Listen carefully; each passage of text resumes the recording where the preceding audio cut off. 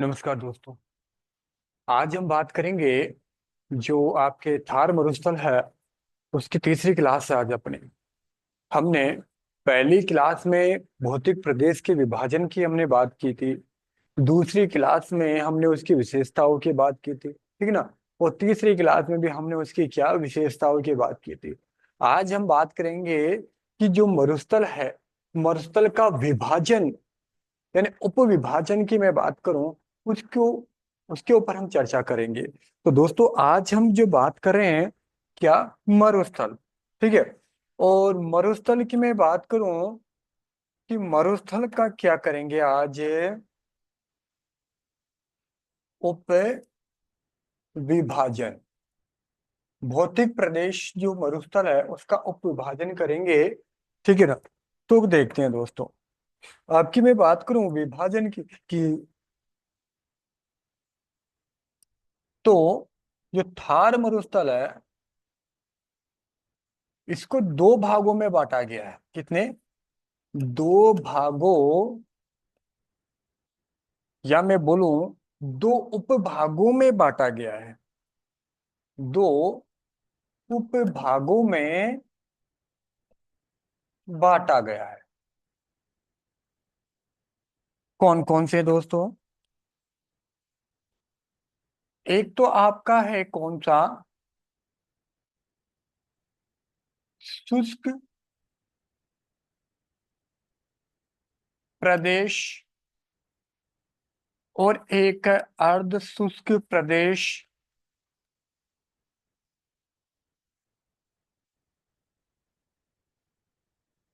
अगर मैं इसे अगर मैं इसे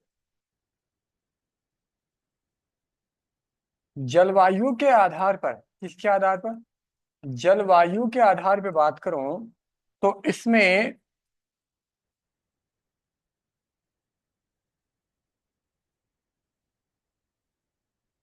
शुष्क और अर्ध शुष्क को, शुष्क और अर्ध शुष्क को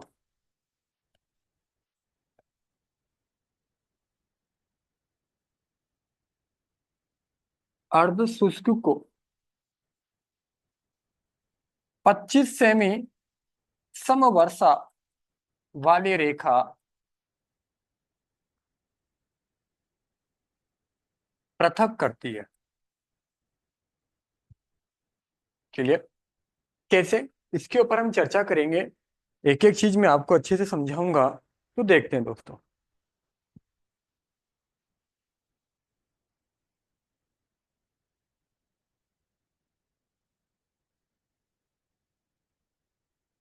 मरुस्थल कौन सा? थार की बात कर रहे हो आप। Okay sir. इस मरुस्थल की मैं बात करूं तो इसके दो उपभाग है। कितने भाग? दो। कौन कौन से सर? एक तो आपका शुष्क, और एक आपका अर्ध शुष्क। क्लियर? एक तो शुष्क और दूसरा आपका कौन सा है? अर्ध शुष्क, ठीक है ना। शुष्क और अर्ध शुष्क का क्या माजरा है सर? ये है आपका जो थार मरुस्थल है उसको आपने शुष्क और अर्ध शुष्क में बांटा है। यहाँ जो वर्षा है, और यहाँ जो वर्षा है, किसकी बात कर रहा हूँ? वर्षा की बात। तो दोस्तों, जो वर्षा जो है आपके कितनी सेमी, यहां से होती है 10 से 20 सेमी। क्लियर? और यहां जो वर्षा होती है 20 से 40 सेमी, ठीक है। कुछ बुक्स में जो है वो ये भी है 10 से 25 सेमी।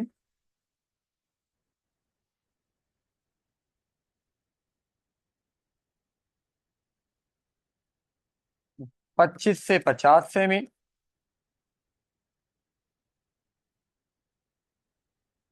50 सेमी, ठीक है दोस्त। हम जो बात कर रहे हैं शुष्क और अर्धशुष्क को जो विभाजित करने वाली रेखा है वो 25 सेमी समवर्षा रेखा है। वो कैसे हैं उसको भी हम चर्चा का विषय बनाएंगे, देखते हैं आगे। तो आपको याद रखना है, मैंने आपके सामने एक बात रखी है। क्या सर? कि आपके जो विभाजन है पृथक, किसको? थार मरुस्थल को शुष्क और अर्धशुष्क में विभाजित करने के लिए मैं बात करूं तो बेटा वो कौन है? ध्यान रखना। 25 सेमी,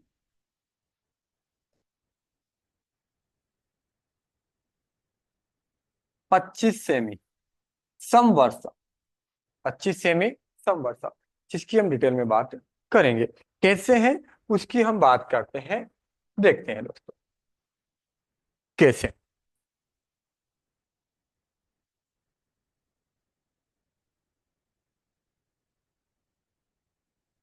मैंने बात की।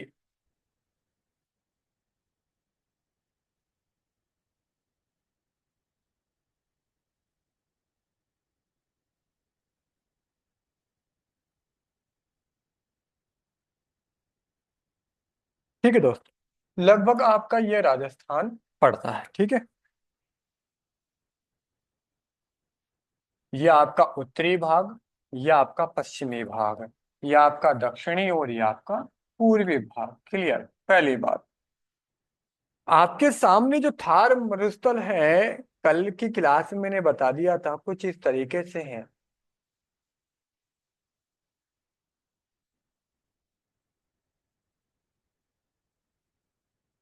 ठीक है,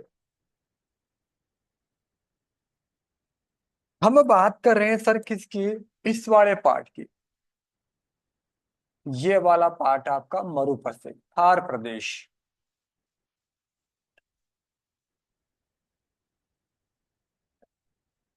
क्लियर? ये आपका अरावली है। इसको हम अगले चरण में बात करेंगे, इससे हम बात ही नहीं, अभी इसके बारे में कोई बात नहीं करेंगे।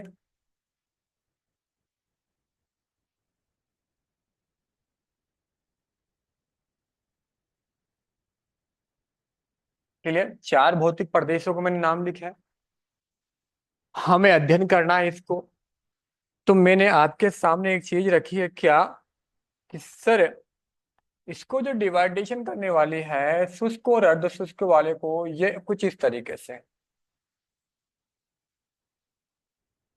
क्या सर?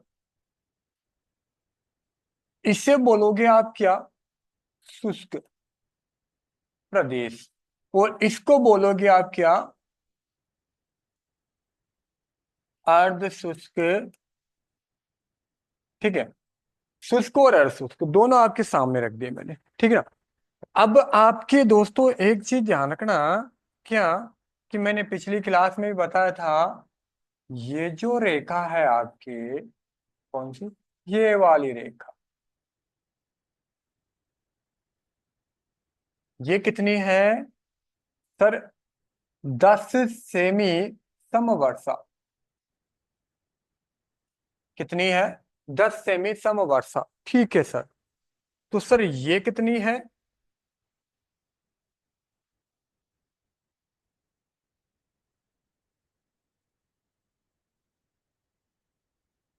ये आपकी जो ये रेखा है, ये वाली, ये है आपकी कितनी? 25 सेमी समवर्षा। क्लियर? इसकी बात कर रहा हूं मैं। और दोस्तों ये जो रेखा है अरावली के समानांतर, किसके समानांतर? अरावली के समानांतर, यानी अरावली के पश्चिम और उत्तर पश्चिम की बात कर रहा हूं। अरावली के पश्चिम और उत्तर पश्चिम में इधर की बात कर रहा हूं, यानी ये जो रेखा है इसकी बात कर रहा हूं। तो ये कितनी है दोस्तों? ये है आपकी 50 सेमी समवर्षा। कितनी है? 50 सेमी समवर्षा। ठीक है। तो जो आपकी जलवायु है, ठीक है ना, उसको जो बाढ़ती है वो 25 सेमी रेखा। अगर मैं यहाँ पे आपके लिए 3 लाइन लिख दूं, क्या? देखो एक बार सामने,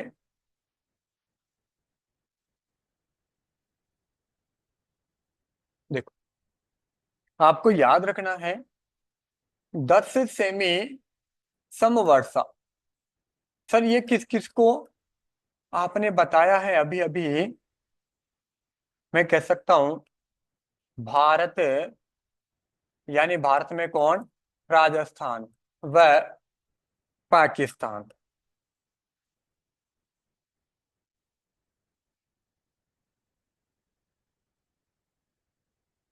की सीमा का निर्धारण, या मैं कह सकता हूं जैसलमेर और पाकिस्तान की सीमा का निर्धारण। ठीक है ना?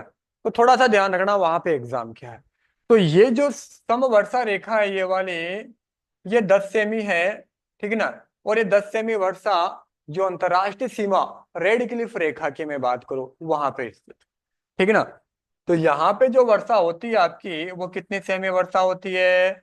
सर 10 सेमी वर्षा होती है। ठीक है। दूसरी बात, दूसरी मैं बात करूं 25 सेमी समवर्षा। याद रखना ये प्रश्न पूछ लेता है एग्जामिनर, पूछ लेता है, क्या पूछता है? क्या कर रही है? सर ये है ना, जो आपके शुष्क व अर्ध शुष्क मरु प्रदेश, मरु प्रदेश यानी मरुस्थल को पृथक करती है।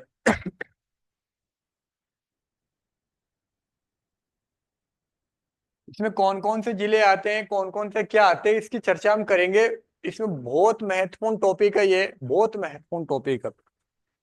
ठीक है ना? इसके अलावा मैं एक चीज और बात करूं क्या? 50 सेमी समवर्षा,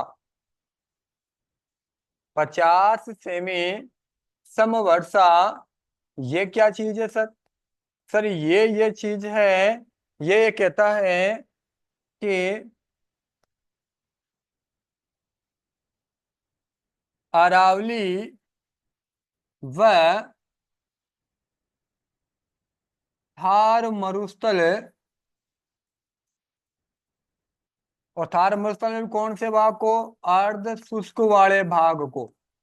हालांकि इसमें शुष्क भी है, इधर तो शुष्क भी तो पड़ता है, लेकिन इसके निकट कौन सा है? अर्ध शुष्क वाला पार्ट है। अरावली व थार मरुस्थल को पृथक करती है। क्लियर दोस्तों? तो हमने ये जाना है कि शुष्क और अर्धशुष्क के बारे में हमने बात की है। अब देखते हैं हम इसके बारे में आगे क्या, एक एक टॉपिक को लेके चलते हैं। ठीक है ना? शुष्क और अर्धशुष्क दोनों के बारे में बात करेंगे। तो थोड़ा सा देखो, अगर मैं बात करूं दोस्तों, क्या शुष्क और अर्ध शुष्क, ठीक है ना, ये क्या है आपका? मरुस्थल।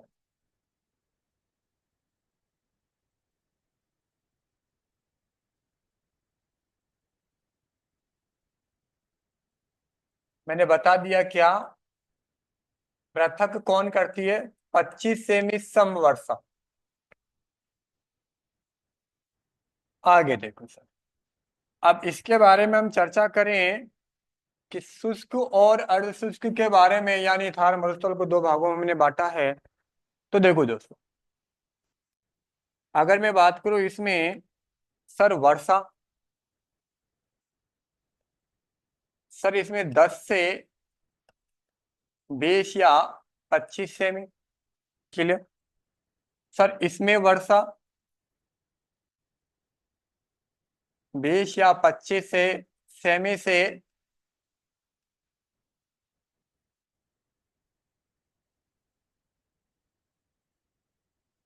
40 से 50 सेमी। क्लियर? अब देखो सर, शुष्क की मैं बात करूं तो ये जो थार मरुस्थल है, पूरे थार मरुस्थल की बात करूं, क्योंकि थार मरुस्थल पूरा कितना है सर? राजस्थान के कुल क्षेत्रफल का 61.11 61.11%। ठीक है ना। जो लगभग कितना है सर, 2,09,000 वर्ग किलोमीटर। ये मैंने पिछली क्लास में बता दिया। ठीक है ना।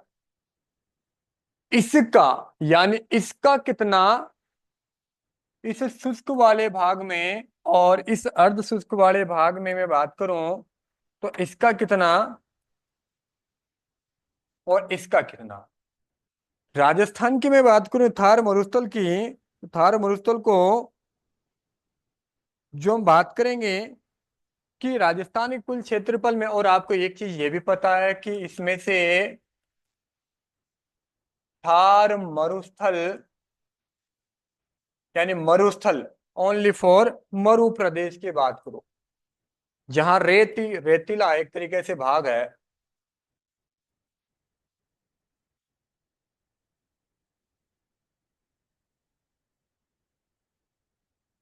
वास्तविक रेतीला बोल सकता, क्या बोल सकता हूं, वास्तविक रेतीला या मरुस्थल। जो पिछली क्लास में बताया था मैंने वो कितना था, 1,75,000 वर्ग किलोमीटर। ठीक है। थोड़ा सा ये ध्यान रखना है, एग्जामों में कई बार पूछ लिया गया। ठीक है। ये दोनों चीजें आपको याद रखनी है। आगे की बात कर, आगे मैं बात करूं कि जो थार मरुस्थल है, इस थार मरुस्थल में जो आपका शुष्क वाला भाग है, कौन सा भाग है, शुष्क वाला भाग। अब शुष्क में आपके जो मूलतः जो आते हैं जिले, जिनकी मैं बात करूं शुष्क और अर्धशुष्क की मैं बात करूं, तो जिले की अगर मैं बात करूं तो दोस्तों इसमें जो जिले आते हैं जैसे कि आपका आता है जैसलमेर, और कौन आता है आपका, आपका आता है बाड़मेर। लेकिन बाड़मेर का पूरा नहीं, आगे डिटेल में बात करेंगे, मैं एग्जाम्पल के रूप में बता रहा हूं आपको। एक आपका बीकानेर, ठीक है ना, जोधपुर, ये जिले इसमें आते हैं। क्योंकि मैंने आपको पिछली क्लास में बताया था कि पश्चिमी या उत्तर पश्चिम, पश्चिम या उत्तर पश्चिमी, जो अरावली के पश्चिम और उत्तर पश्चिम की बात कर रहा हूं मैं, 12 जिलों में थार मरुस्थल विस्तृत है, जिनमें 2,09,000 वर्ग किलोमीटर क्षेत्रफल है, जिसका जिसमें से कितना, 1,75,000 वर्ग किलोमीटर पूर्णतः मरुस्थल है। ठीक है। तो उसके बारे में हमने बात कर ली। तो ये 4 जिले इसमें वास्तविक रूप से आते हैं, और बाकी के 8 जिले, कितने जिले आते हैं सर इसमें, आपके 4 जिले आते हैं। और सर इसमें कितने आते हैं, वो आते हैं 8 जिले, 8 नहीं सॉरी 10 आते हैं इसमें। सर ये तो 14 हो गए। हाँ लेकिन कुछ जिले ऐसे हैं जो दोनों में आते हैं, जो कौन कौन से हो गए, श्री गंगानगर,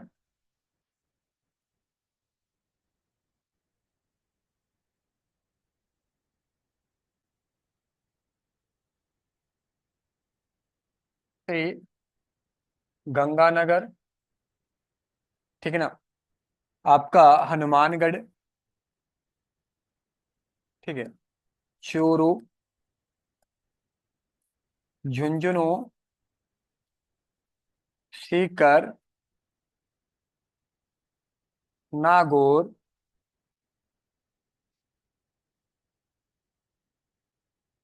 जालोर, ठीक है। इसके अलावा आपका आता है, नागौर आ गया, जोधपुर, बाड़मेर, ठीक है ना,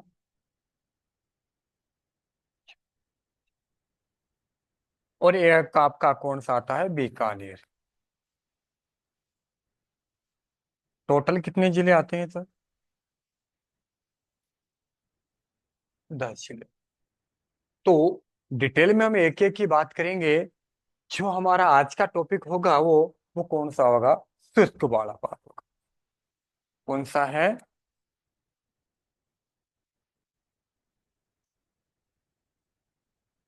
शुष्क मरु प्रदेश।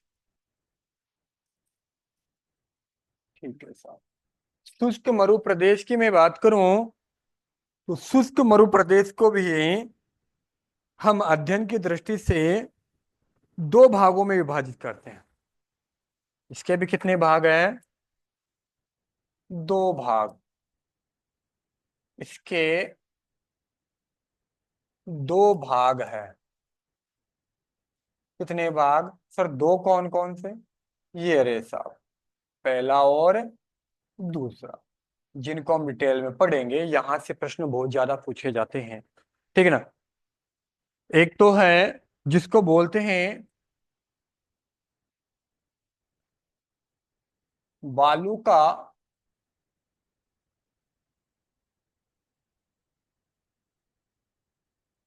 बालू का स्तूप प्रदेश, और एक है आपका बालू का मुक्त प्रदेश। हाँ जी दोस्त, एक तो कौन सा है? बालू का युक्त प्रदेश, और एक कौन सा है? बालू का मुक्त प्रदेश। ठीक है दोस्तों, अगर मैं इन दोनों की बात करूं कि शुष्क मरुस्थल, यानी जो शुष्क मरुस्थल का मैं बात करूं दोस्तों, इसका जो शुष्क मरुस्थल वाला भाग है उसका कितना प्रतिशत तो बालू का मुक्त है और कितना प्रतिशत बालू का युक्त है। अगर मैं बात करूं, यह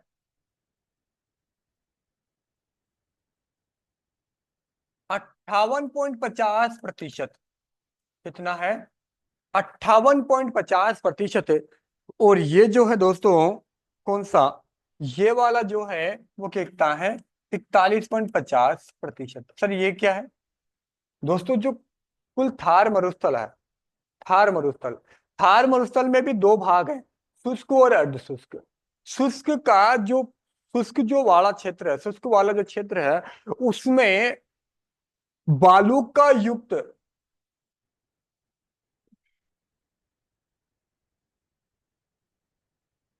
बालू का युक्त प्रदेश, ये युक्त और ये मुक्त। मतलब युक्त का मतलब है जहां बालू के टीले पाए जाते हैं, रेत के टीले, जिसे हम स्थानीय भाषा में कहते हैं, कई नामों से पुकारते हैं, ठीक है ना। तो और एक जहां पे बालू के मुक्त प्रदेश न के बराबर, यानी यहाँ पे न के बराबर या न एक मैं कह सकता हूँ न के बराबर पाए जाते हैं, पाए तो जाते हैं लेकिन वो इनकी तुलना में बहुत कम है। तो बालू का मुक्त जहां पे बालू के टीले नहीं पाए जाते हैं, और बालू का युक्त मतलब जहां बालू के टीले पाए जाते हैं। तो बालू के टीले यानी बालू युक्त प्रदेश वो कितना है? 58.50%। और ये कितना है? 41.50%। तो सर इसके बारे में और क्या है? अगर मैं बात करूं, इसके क्षेत्रफल की बात करूं, तो क्षेत्रफल है लगभग 1,28,000, 1,28,028 वर्ग किलोमीटर। ठीक है, ये क्या है? बालू का युक्त प्रदेश। ठीक है, और बालू का मुक्त प्रदेश की मैं बात करूं तो वो लगभग है 85,660 वर्ग किलोमीटर। हाँ जी दोस्तों, कितना है? 85,660 किलोमीटर। ठीक है ना। यानी बालू का मुक्त और बालू का युक्त प्रदेश की मैं बात कर रहा हूं, जो आपके सामने है। ठीक है, तो आज हम बात करेंगे किसकी? जो बालू का स्तूप है, यानी बालू का स्तूप यानी बालू का युक्त प्रदेश की, इसमें भी आज हम बात करेंगे किस टॉपिक के? इस टॉपिक की बात करेंगे, बालू का युक्त प्रदेश की आज हम चर्चा करेंगे। तो हेडिंग डाल लेते हैं क्या?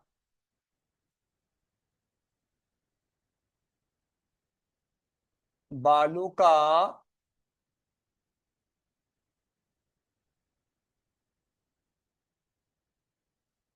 युक्त प्रदेश। हाँ जी दोस्त, बालू का युक्त प्रदेश की हम बात कर रहे हैं, ठीक है ना। मतलब इसके ऊपर हम चर्चा करें बालू का युक्त प्रदेश की, तो बालू का युक्त का मतलब होता, इसका अर्थ की मैं बात करूं तो वो है सर रेत के टीले। क्या है? रेत के टीले, यानी बड़े बड़े टीलों की मैं बात कर रहा हूँ दोस्तों। ठीक है ना। तो इसको शाब्दिक अर्थ में बता चुका हूं आपको। इसके बाद में मैं बात करूं, इन रेत को टीलों को, इन्हें इन्हें यानी रेत के टीलों को क्या कहते हैं? धोरे। क्या कहते हैं? धोरे भी कहते हैं। धोरे भी कहते हैं, धरियन भी कहते हैं।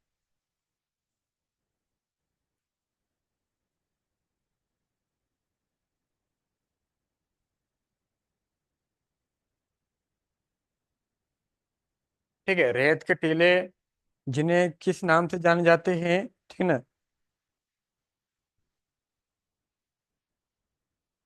ठीक है, और क्या करते हैं ये टीले? तेज हवाओं के साथ अपना स्थान परिवर्तित या परिवर्तन करते हैं। मिट्टी उड़कर एक स्थान से दूसरे स्थान पे चली जाती है, आपको इसके बारे में पता है ही।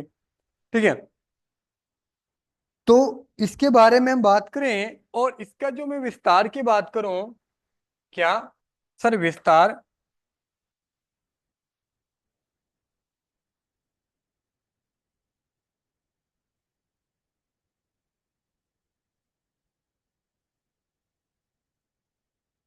सर विस्तार जो है इसका वास्तव में, जैसे कि मैं बात करूं, जैसलमेर के जैसलमेर के दक्षिण पश्चिम रामगढ़, रामगढ़ जयपुर वाला नहीं, जैसलमेर वाला। ठीक है ना। इसके अलावा और कौन सा? जोधपुर, बाड़मेर इसके हिस्से में आते हैं। ठीक है ना।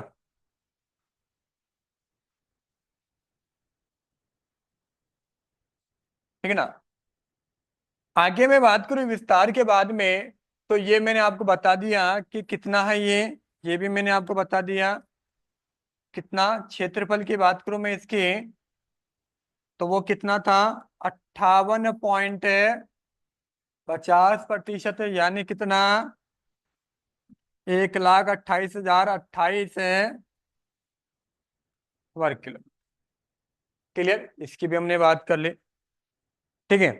अब हम इसके अंदर है जो फैले हुए हैं किस प्रकार के हैं बालू के टीले, एक तरीके से मैं बात करूं, ये हमने बात कर ली है। तो बालू के टीले, टीले कौन किस प्रकार के, उनके नाम देखो पहले।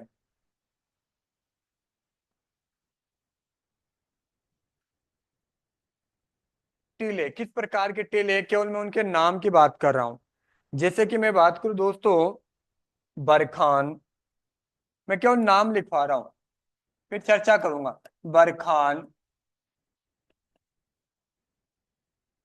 बरखान को आप और भी नामों से जानते हैं जिसकी हम आगे चर्चा करेंगे। एक है अनुप्रस्थ,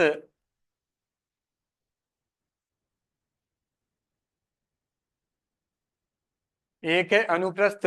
इसके बाद में आपका आता अनुधैर्य। इनके ऊपर डिटेल में बात करेंगे, लेकिन एक बार देख लेते हैं। अनुधैर्य, अनुधैर्य। फिर उसके बाद में हम बात करते हैं, अनुधैर्य के बाद में आपका आता है हम्माद, हम्माद। फिर आता है इर्ग। फिर आता है आपके हम्माद के बाद में इर्ग आ गया। फिर आता है आपका रेग। फिर आते हैं आपके धोरे। कौन से आते हैं? धोरे। इसके अलावा और कौन से आते हैं? इसके अलावा आते हैं आपके क्या? धरियन।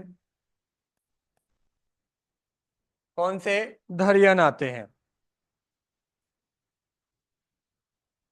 धरियन के अलावा और सीप आता है, सीफ। मरहो आता है। बहुत सारे हैं इसके मरुस्थल के प्रकार की बात करूं, मरुस्थल के अंदर टीले, जो टीलों के प्रकार हैं उनकी मैं बात कर रहा हूं। बहुत सारे हैं दोस्तों। ठीक है, इसके अलावा और कौन से बताओगे? रेखीय बालू का स्तूप, रेखीय बालू का स्तूप, रेखीय बालू का स्तूप। और कौन से हैं? और भी है, जैसे कि मैं बात करूं पेराबोलिक, पेराबोलिक जिसको बोलते हैं हेयरपिन, यानी महिलाओं की जो हेयरपिन होती है उसके समान।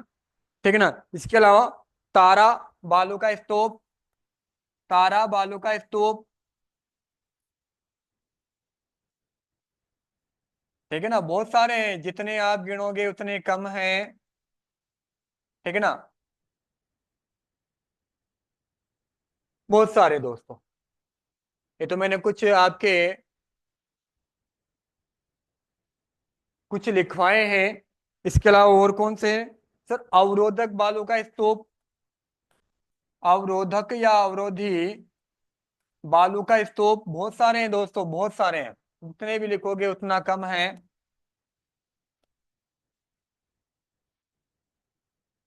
ठीक है, और कौन से हैं सर? शब्र काफिज, शब्र काफिज।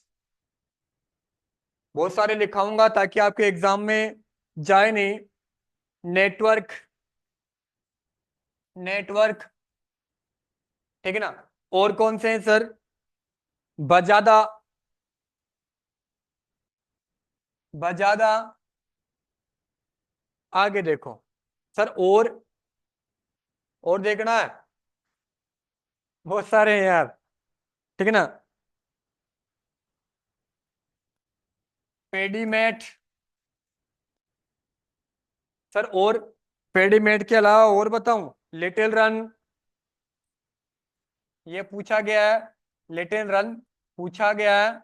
इसके अलावा आपका है एक लघु मरुस्थल, लघु मरुस्थल। कौन सा है? लघु मरुस्थल। इसके अलावा और कौन से हैं? ठीक है ना? ऐसे तो आप बहुत सारे हैं। तो ये आपके सामने मैंने कुछ टीलों के, जो आपका शुष्क वाला भाग है, शुष्क वाले भाग में जो टीले पाए जाते हैं, उन टीलों के मैंने आपके सामने नाम रखे हैं कुछ जो इनके बारे में हम एक एक की डिटेल में चर्चा करेंगे। बहुत महत्वपूर्ण है ये। तो करते हैं श्री गणेश इसके बारे में, एक एक को स्टार्ट करते हैं। देखो दोस्तों, पहले बात करते हैं बरखान की। बरखान बालू का स्तूप, किसकी बात करते हैं? बरखान की।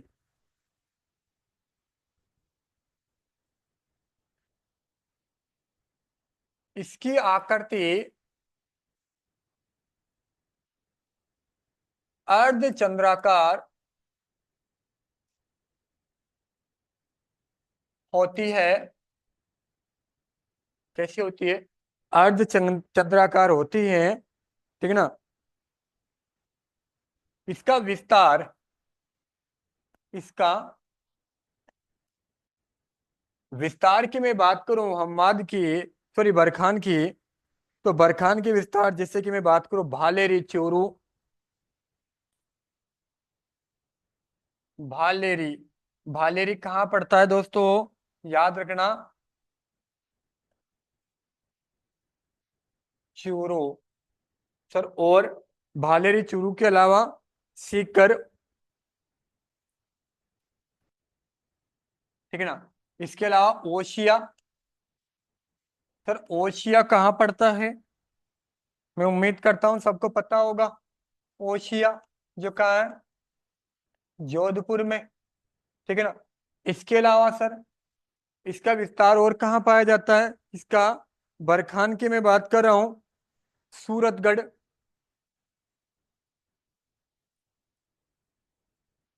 सूरतगढ़। इसके अलावा आपके मैं बात करूं लूणकरण सर,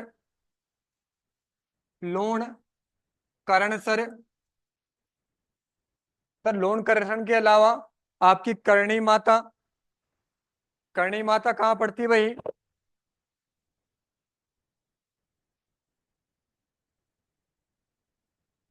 बाड़मेर, ठीक है ना। और इसके अलावा और भी कई क्षेत्र हैं, जैसे कि मैं बात करूं, छोटे छोटे कई क्षेत्र हैं, लेकिन मुख्य रूप से इसका विस्तार जो है बरखान का, जिसे हम क्या कहते हैं, अर्धचंद्राकार, यानी इनकी जो आकृति है। और ये कहाँ कहाँ पाया जाता है? भालेरी, चूरू, ओशिया, आपकी सीकर, सूरतगढ़, लोणकरणसर, करणी माता, बाड़मेर, इन क्षेत्रों में ये क्या पाया जाता है? पाया जाता है, ठीक है ना। लेकिन इनमें सर्वाधिक कहाँ पाया जाता है?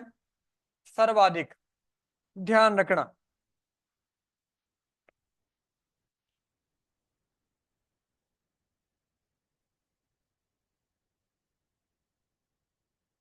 अगर आपको पूछ ले कि सर्वाधिक बरखान पाया जाता है, वो कहाँ पाया जाता है? भालेरी चूरू में पाया जाता है, जो आपको याद रखना है, वेरी इंपॉर्टेंट है, ठीक है ना। आगे देखो,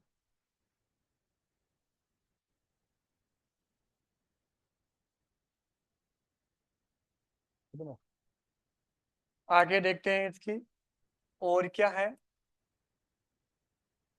यह मध्य भाग में अधिक चौड़ा होता है, या मध्य भाग में अधिक चौड़ाई होती है। मध्य भाग में क्या होती है? अधिक चौड़ाई होती है। किस तरीके से? कुछ इस तरीके से बेटा।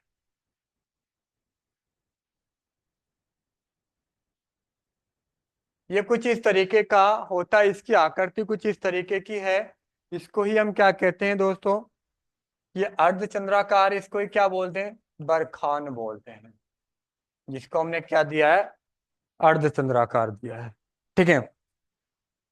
और इसकी मैं बात करूं आगे, क्या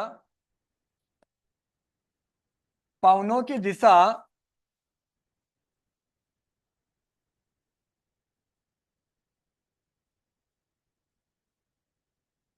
पवनों की दिशा, यानी जिस दिशा में हवा चलती है उसकी बात कर रहा हूं, दिशा की। पवनों की दिशा वाला भाग, सर वो क्या कहलाता है? सर वो आपका कहलाता है इसका उन्नोदर। उन्नोदर क्या कहलाता है? उन्नोदर कहलाता है। इसके अलावा उन्नोदर किसे कहते हैं? उन्नोदर कहते हैं ऊपर उठा हुआ भाग, ऊपर है, ऊपर उठा हुआ भाग,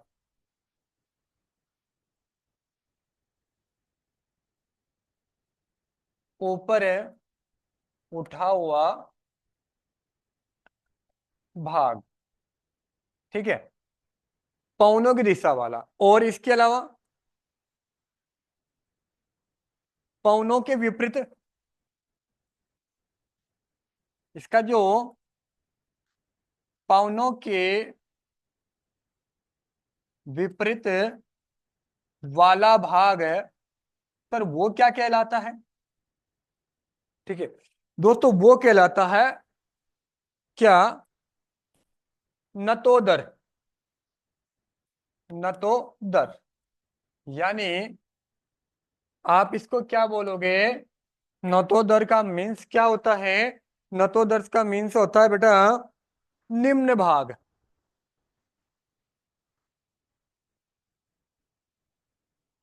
ठीक है। कौन सा भाग? निम्न भाग, क्लियर।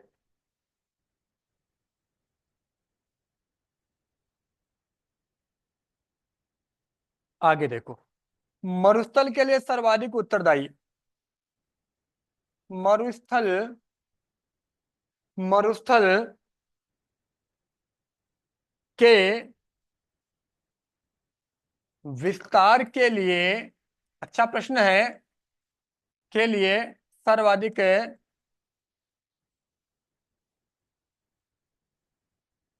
उत्तरदायी वो कौन है? बरखान है, याद रखना है इसको।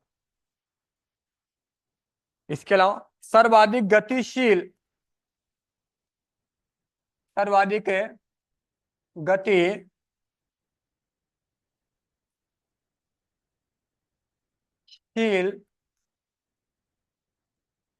बालू का स्तूप। ठीक है, सर्वाधिक गतिशील बालू का स्तूप, ठीक है ना, जिसके बारे में हमने बात की है। दोस्तों, ये कौन सा भाग है आपका? पहला ही है, जिसका नाम क्या है? बरखान, बालू का स्तूप। ठीक है, अच्छे से समझ लेना। इसे अर्ध चंद्राकार, इसकी जो आकृति कैसी है, अर्ध चंद्राकार होती है, ठीक है ना। इसके अलावा इसका विस्तार भालेरी है, ओशिया है, सीकर है, सूरतगढ़, करनसर, करणी माता और बाड़मेर में है, लेकिन सर्वाधिक विस्तार भालेरी में है। क्लियर? पौनों के मध्य वाला भाग अधिक चौड़ा होता है, यानी ये वाला भाग क्या होता है? अधिक चौड़ा होता है। पौनों की दिशा, यानी पौनों की दिशा की मैं बात करूं, किसकी बात करूं मैं? पौनों की दिशा की मैं बात करूं, तो उसको तो आपने क्या कहा है? उत्तर कहा है। क्या किया है? पौनों की दिशा। और पौनों के विपरीत वाले भाग को आपने क्या कहा है? क्या कहा है? नतोदर कहा है। ये ध्यान रखना इंपॉर्टेंट है। और मरुस्थल के विस्तार में सर्वाधिक उत्तरदायी कौन सा है? बरखान है। और सर्वाधिक गतिशील बालू का स्तूप कौन सा है? बरखान है। ये कौन सा हो गया आपका? बरखान हो गया। आगे की हम चर्चा करते हैं, सेकंड की बात करते हैं। ठीक है, बरखान के बाद में हमने बात की है किसकी? अनुप्रस्थ। दूसरा कौन सा? मैनमेन की बात करेंगे दोस्तों।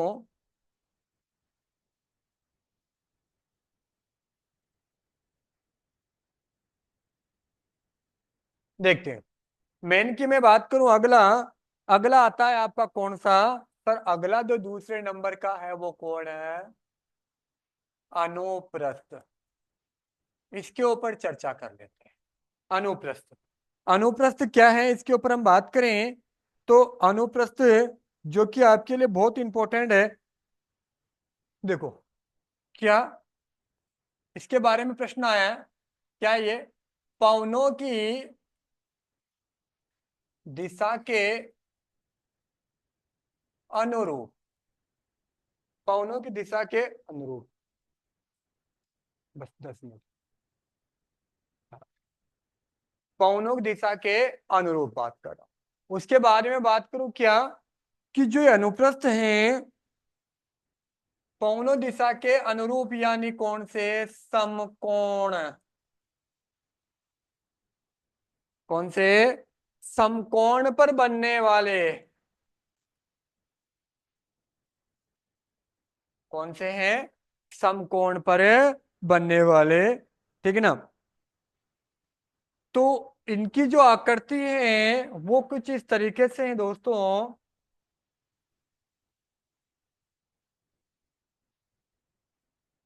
कुछ इस तरीके से।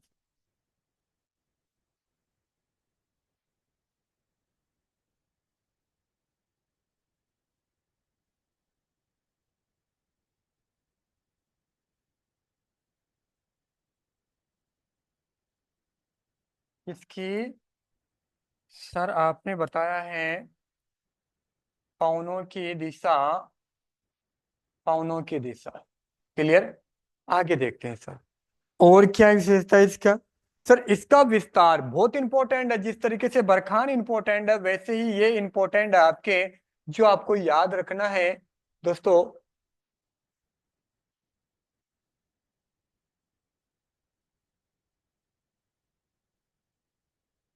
और क्या चीज है?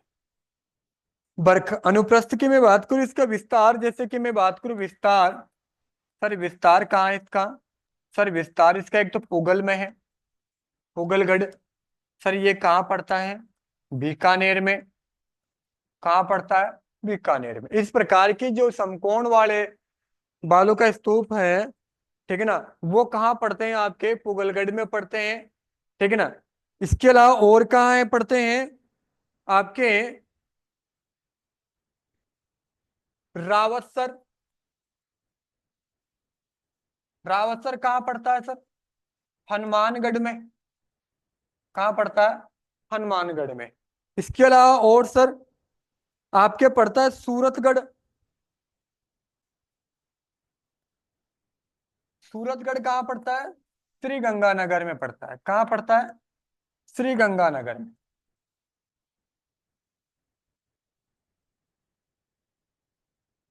श्री गंगानगर। इसके अलावा और कहाँ है? इसके अलावा और की मैं बात करूं अनुप्रस्थ वाले क्षेत्र की, तो आपके चूरू झुंझुनू, चूरू हो गया, झुंझुनू हो गया, चूरू हो गया, झुंझुनू हो गया। बहुत सारे क्षेत्र हैं जो आपको याद रखने हैं। ठीक है ना? ये जो क्षेत्र पड़ते हैं वो कौन से हैं आपके? एक तरीके से मैं बात करूं कि दोस्तों इसका सर्वाधिक विस्तार, सर्वाधिक विस्तार किसका? आपके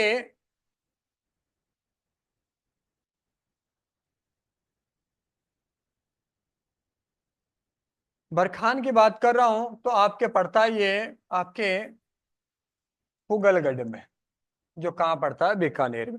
और एक चीज ध्यान रखना, इसका सर्वाधिक विस्तार बीकानेर संभाग में है। बीकानेर संभाग में भी है। और बीकानेर संभाग को पता है आपका, बीकानेर आ गया, आपका गंगानगर आ गया, हनुमानगढ़ आ गया, आपका चूरू आ गया। तो इसका सर्वाधिक विस्तार जो है आपके किस में है? ध्यान रखना है किसमें? पुगलगढ़ है, रावतसर है, सूरतगढ़ है, इनमें इसका विस्तार है। इसके अलावा और हम एक और की बात कर लें आज, जो बहुत इंपॉर्टेंट है। तीसरे की हम बात कर ले अनुधैर्य। इसकी बात कर ले अनुधैर्य की। जो इंपॉर्टेंट है उनकी बात करूंगा मैं। नाम लिखवा दिया है, नाम याद रखने हैं आपको। अनुधैर्य, बालू का स्तूप।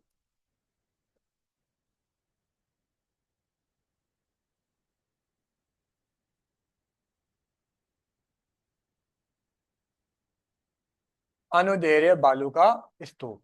इसकी मैं बात करूं, अनुधैर्य जो बालू का स्तूप है, इसके ऊपर हम बात कर लें। ये कैसे हैं? पवनों की दिशा के समानांतर है ये। कैसे हैं? पवनों की दिशा के समानांतर। कैसे हैं? समानांतर बालू का स्तूप।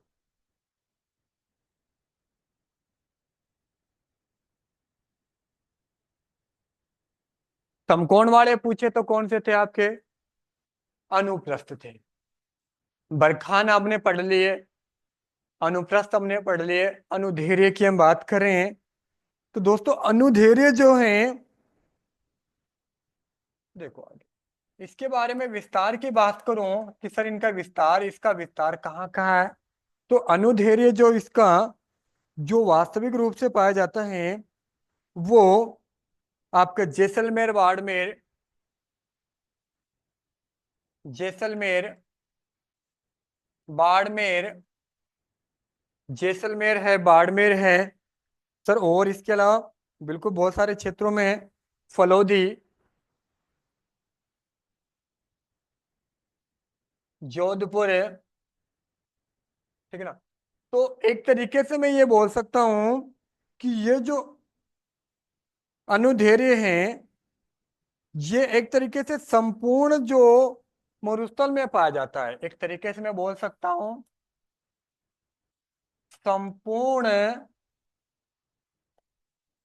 मरु प्रदेश में पाया जाता है वैसे तो ये। ठीक है ना? इसकी जो आकृति है वो कैसी है? वो कुछ इस तरीके से है आपके, ये कुछ इस तरीके से, एक तरीके से लहरदार, लेकिन इसके टीले थोड़े बड़े होते हैं। ठीक है ना? जैसे कि आपको पता है तेज आंधियां चलती है हमारे घरों के आंगन के आगे, जब मिट्टी उड़कर इकट्ठा होती है तो देखना एक छोटी छोटी लहरें बनती हैं, अगर आपने नोटिस किया हो तो। लेकिन वो छोटे हैं, रेगिस्तान में मैंने कहा कि रेगिस्तान में मिट्टी एक स्थान से दूसरे स्थान पर उड़ती है, जिसके एग्जाम्पल हम आए दिन देखते हैं। ठीक है, अगर हम हमारे घर में 10 दिन झाड़ू भी नहीं निकाले तो आपको पता चल जाएगा कितनी मिट्टी इकट्ठी हो जाती है। उसी तरीके से तो थोड़ा सा आपको इसके बारे में ध्यान रखना है। तो अनुधेर्य के बारे में आपको याद रखना है। अनुधेर्य के बाद में हम बात करें तो अगला ले लेते हैं हम आज का जो लास्ट है चौथा, जो ले लेते हैं वो कौन सा ले लेते हैं, आज का लास्ट छोटा सा ले लेते हैं, कौन सा, ईर्घ ले लेते हैं, ईर्घ।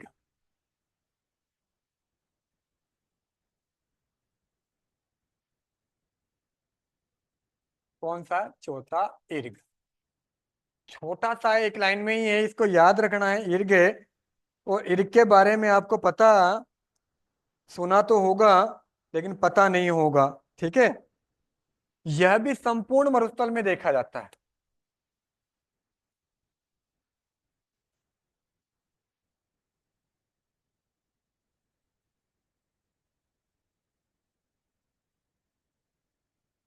क्या, ईर्घ संपूर्ण मरुस्थल में देखा जाता है। ठीक है ना, ये भी कैसे होता है, जिस तरीके से आपका हमने पिछला पढ़ा है कौन सा, अनुधेर्य, उसी प्रकार का होता है। और संपूर्ण राजस्थान में मतलब संपूर्ण मरुस्थल में यह पाया जाता है, कुछ इस तरीके से लहरदारी होता है। ठीक है, आज हमने जो चर्चा की है वो चार की बात की है, शुष्क और अर्धशुष्क की बात की है। शुष्क में हमने बालू का युक्त प्रदेश और बालू का मुक्त प्रदेश के बारे में बात की है। और बालू का युक्त प्रदेश के ऊपर हम चर्चा करें, जिसमें मैंने आपको अनेक बालू का प्रदेश स्तूपों के नाम बताए हैं। तो आपको कभी कभी वो स्तूपों के नाम भी पूछ लेता है, तो थोड़ा ध्यान रखना है। मैंने नाम लिखवा दिए लगभग सारे जो आपके एग्जाम बेस्ड इंपॉर्टेंट थे, हालांकि बहुत है लेकिन मैंने आपको कुछ महत्वपूर्ण लिखवा दिए, उनको रिपीट कर लेना। और उनमें भी हमने अनुप्रस्थ कर लिया, अनुदैर्ध्य कर लिया, बरखान कर लिया और ईर्घ कर लिया। तो इन सभी के ऊपर हमने चर्चा की है। और अगली क्लास में हम इसी का जो सेकंड पार्ट आएगा, अगला जो चरण आएगा, शुष्क वाले पार्ट को हम अगले वीडियो में कंप्लीट कर लेंगे, अगली क्लास में कंप्लीट कर लेंगे। तो किसी प्रकार कोई डाउट हो तो जरूर आप पूछिए। तो मिलते हैं अगली क्लास में। थैंक यू, धन्यवाद।